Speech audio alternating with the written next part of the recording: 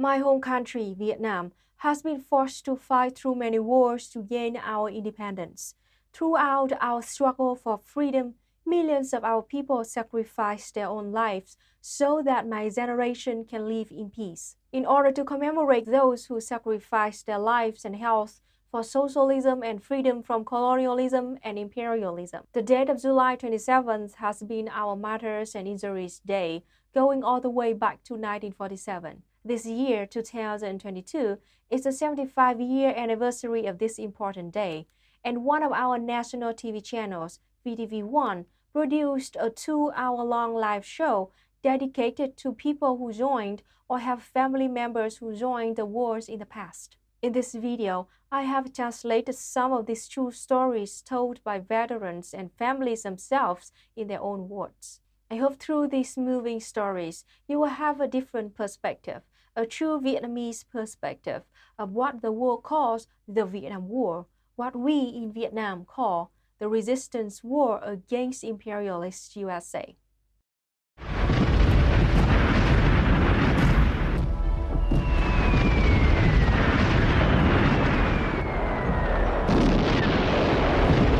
The fierce war had spread to Hanoi.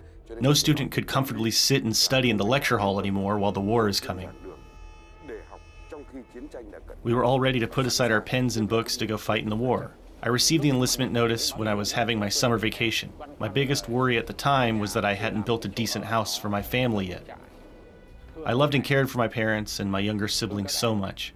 We wore our normal student clothes to the gathering place. Right in the afternoon of the same day, we all wore brand new uniforms. There were so many students in that gathering day, but it was not noisy at all. We were all quiet. When the trucks were about to go, people suddenly became noisy. We wrote letters on the train, and then we threw them down to the roads. Strangers took those letters, put stamps on them, and sent them home for us. There were 20-year-olds like that. If our hearts keep being afraid of the rain, how can we enjoy the spring sunlight?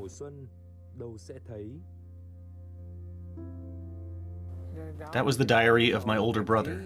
Those are the last lines. My older brother was Martyr Huynh Kim Chung. My older brother was born in 1952. Chung was a clever person. He was outspoken and upright, an amazing young man. At that time, Southern students were prioritized to go study overseas. Huynh Kim Chung was chosen to study maritime engineering in Poland, but he decided to stay and study to become a public security officer.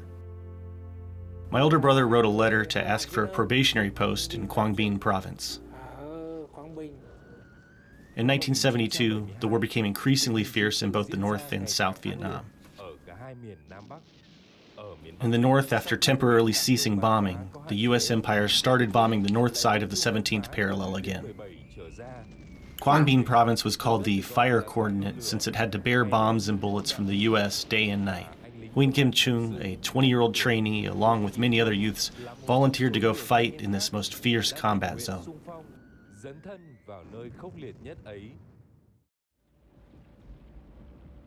Huynh Kim Chung protected an ammo depot near the Zine River ferry station. It was the main depot supplying ammunition for the whole Quang Chi battlefield. On that day, August 20th, 1972, during the second period of the summer campaign, the depot was fiercely attacked. Fire and bullets were all around us. They all wanted to crush us. In that moment, Sergeant Huynh Kim Chung screamed out loudly at everyone. He carried heavy ammo cases and shouted instructions to everybody. Everybody ran into the fire to carry the ammo cases out. When carrying the 50th ammo case, suddenly it exploded. He was severely injured. Then he closed his eyes and he was gone forever.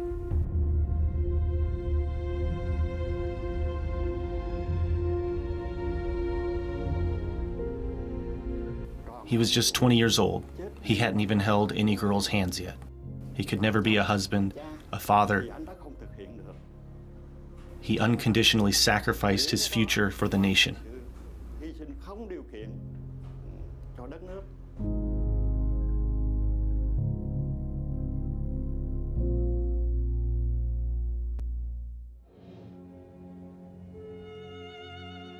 Mrs. Trần Thị Dự was born in Núi Thành, Quảng Nam, a poor but a revolutionary place. Witnessing how the country was being trampled, she desired to take up arms and fight against the enemy to protect her homeland. They arrested innocent people. They hung them up and shot at them. There were people who were even buried alive. They destroyed our graveyard. They burned our houses.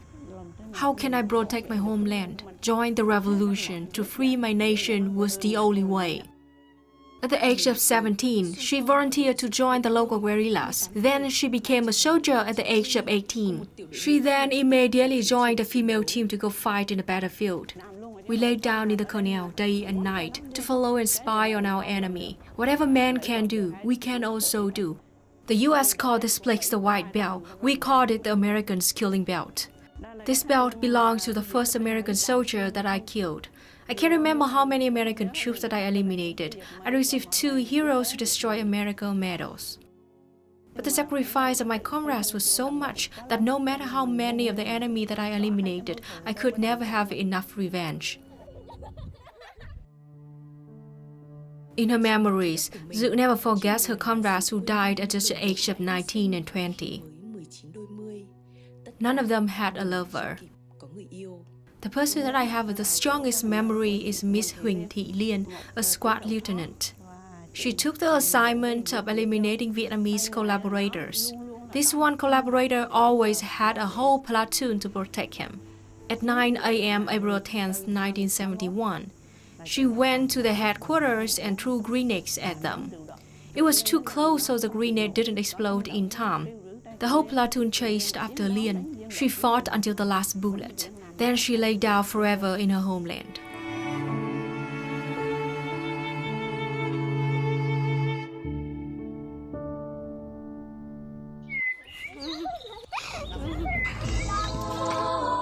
Liên, we now live in peace. Our homeland is now very beautiful. The place where you and me sniped and killed so many American troops is now a vast green rice field. I visit you today and bring you your favorite gift. Your hair was very long and black. I think you will like this hairpin a lot.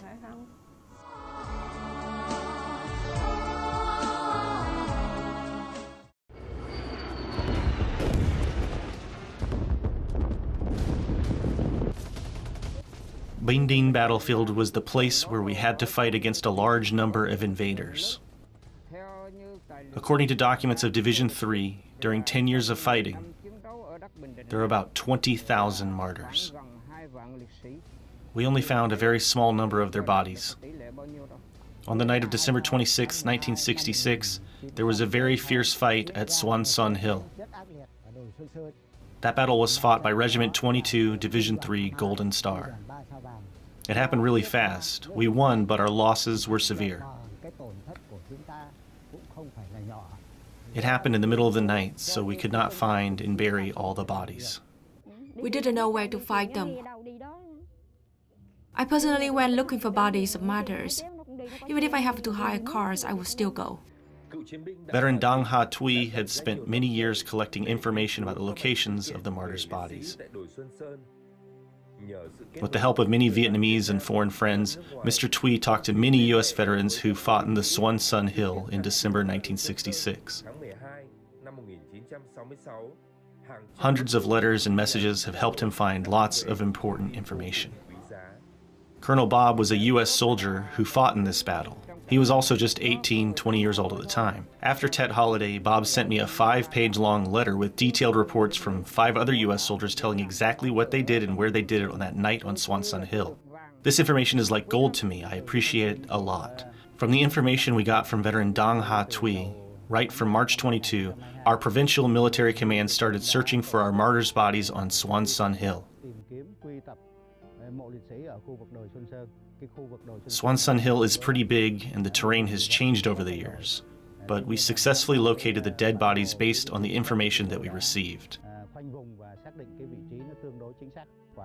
Right on the second day, we found relics and biological samples in the area. Because they had been buried for so long, we could only identify about 60 soldiers who died on Xuân Xuân Hill in late December 1966. 51 of them were soldiers of Regiment 22 Division 3 Golden Star and local guerrillas.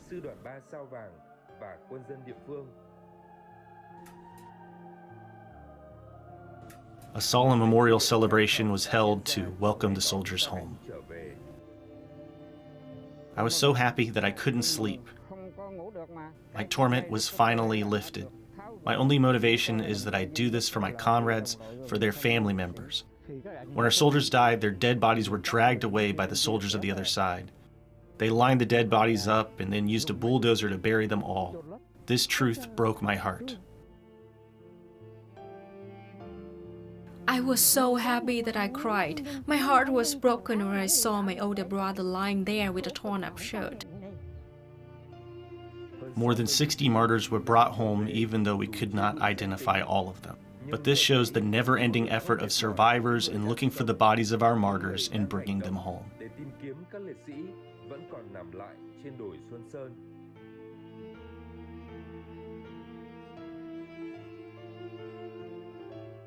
This is the only picture of her own father that Mrs. Ding Thị Minh has. Since the moment I was born, I never ever saw my father's face. People said my father was very agile and cheerful. That's all I know about him. When she was 2 years old, her father, Martyr Đinh Công Thảo, volunteered to fight in the battlefield in 1963. The only memory about her father that she has was the day her family received his death announcement. On that day, the whole family was at home. The more people talked, the more heartbreaking it was, so my mom decided to bury her feelings deep inside her heart. Then I realized that that was the day of my dad's death announcement. I feel so sorry for myself. I will never get to know my father, even to the day I die.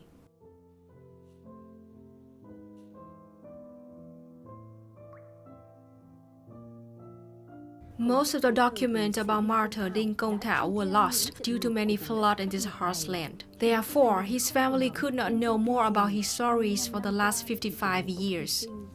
My mom and grandpa told me that my grandpa died in a battlefield in the south. We don't have any detailed information. We want to go looking for him, but we don't know where to start. We built an empty grave for him next to his mother and wife's graves. We keep believing that my father is lying next to my mother. I miss my father so much, but I can't do anything to help.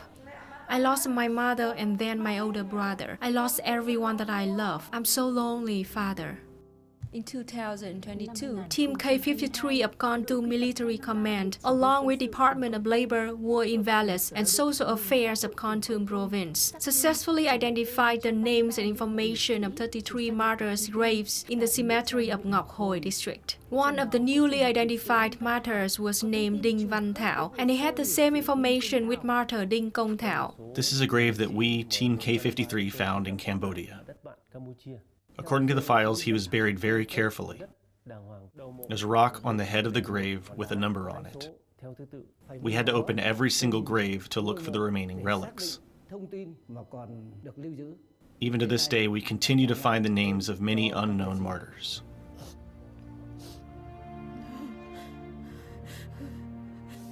Thi, your grandpa is here.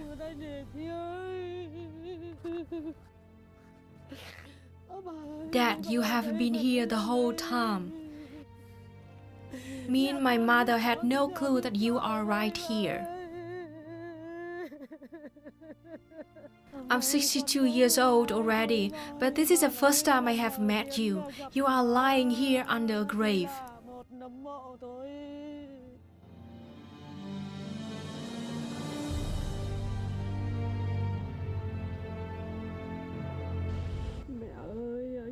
Mother, brother, I found my father.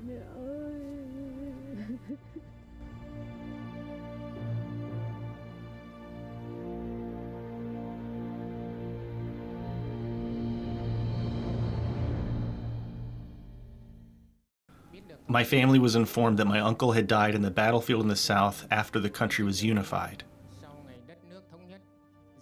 My family had tried many times looking for his grave. We even asked friends to help us look for him all over the place, where my uncle used to do his missions. But even to this day, we haven't found anything yet. My family almost gave up looking for my uncle. Our nation is now living in peace. My family's desire is to find my uncle's body at all costs to bury him in a martyr's cemetery.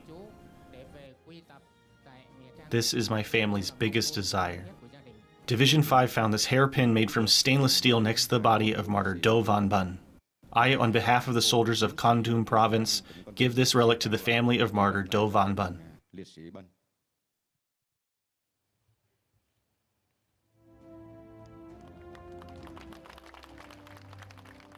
Tonight, I am sure that my whole family and I are very happy.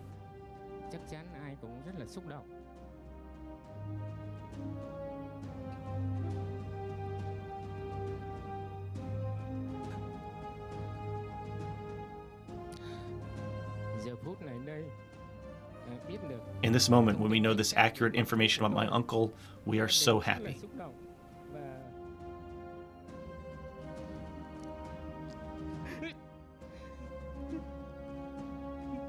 Ladies and gentlemen, this feeling right now is unspeakable. There are still tens of thousands of families out there still hoping to find their missing family members, hoping to see their possessions. Thank you so much, Colonel A Van Zum. Congratulations to Mr. Tin for receiving the relic of martyr Do Van Bun.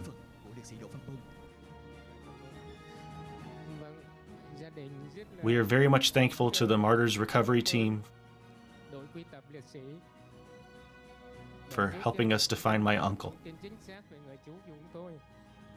so that from now on, my dear uncle can forever stay with his comrades and with his family.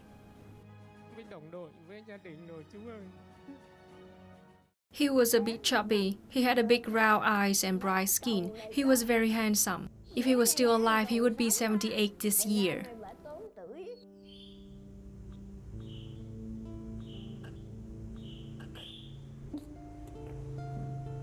He volunteered to be a soldier.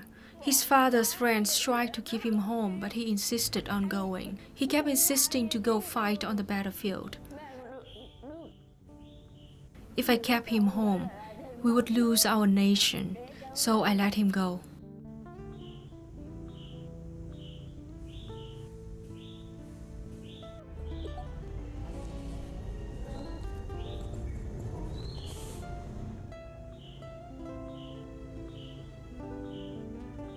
I have nothing left, not even my tears.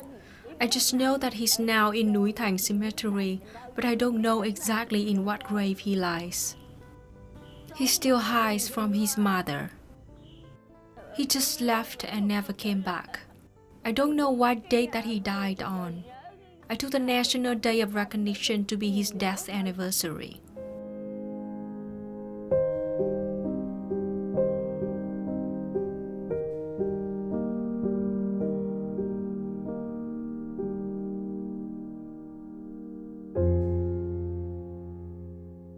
Before we end, allow me to add one more story. The story of my own grandfather, who is also a martyr. He died in the south of Vietnam during the Tet Offensive in 1968. I grew up without knowing what my grandpa looked like, because we were too poor to even have a picture of him. He is now staying in a martyr cemetery near the highland in the south of Vietnam, near the last battlefield that he fought. Listening to those moving stories told by other Vietnamese people is very meaningful to me. The price for freedom and independence is very, very high. There has been so much pain and trauma that generations of Vietnamese have had to go through even to this day. But I hope these stories show that we Vietnamese are always willing to sacrifice everything we have to fight for our freedom, independence, and self-determination. History is an essential part of the Vietnamese people. It is a history that defines who we are and who we will be in the future. With this channel, I hope to bring you an important perspective of Vietnam's history, the perspective that usually gets censored or even buried in Western media outlets. I will end this video with a powerful speech of Ho Chi Minh in 1966, when he called for a national uprising against the invasion of the U.S. Empire. Hỡi đồng bào và chiến sĩ cả nước, đế quốc Mỹ dã man gây ra chiến tranh xâm lược, hòng ăn cướp nước ta, nhưng chúng đã thua to. Chúng ồ ạt mang gần 30 vạn quân viện chinh vào miền Nam nước ta. Chúng nuôi dưỡng ngụy quyền ngụy quân, làm công cụ hại dân phản nước. Chúng dùng những phương tiện chiến tranh cực kỳ man rợ như chất độc hóa học, bom napalm, vân vân. Chúng dùng chính sách đốt sạch, giết sạch, phá sạch. Bằng những tội ác ấy, chúng hòng khuất phục đồng bào miền Nam ta. Gần đây, giặc Mỹ điên cuồng leo thang thêm một bước rất nghiêm trọng. Chúng bắn phá ngoại ô Hà Nội và Hải Phòng. Đó là hành động tuyệt vọng của chúng. Khác nào con thú dữ bị thương nặng, giãy giụa một cách hung tợn trước hơi thở cuối cùng. Johnson và bè lũ phải biết rằng chúng có thể đưa 50 vạn, 1 triệu hoặc nhiều hơn nữa quân đội của chúng để đẩy mạnh chiến tranh xâm lược ở miền Nam Việt Nam. Chúng có thể dùng hàng nghìn máy bay tăng cường đánh phá miền Bắc, nhưng chúng quyết không thể lay chuyển được chí khí sắt đá quyết tâm chống Mỹ, cứu nước của nhân dân Việt Nam anh hùng. Chiến tranh có thể kéo dài 5 năm, 10 năm, 20 năm hoặc lâu hơn nữa. Hà Nội, Hải Phòng và một số thành phố, xí nghiệp có thể bị tàn phá. Song nhân dân Việt Nam quyết không sợ. Không có gì quý hơn độc lập tự do.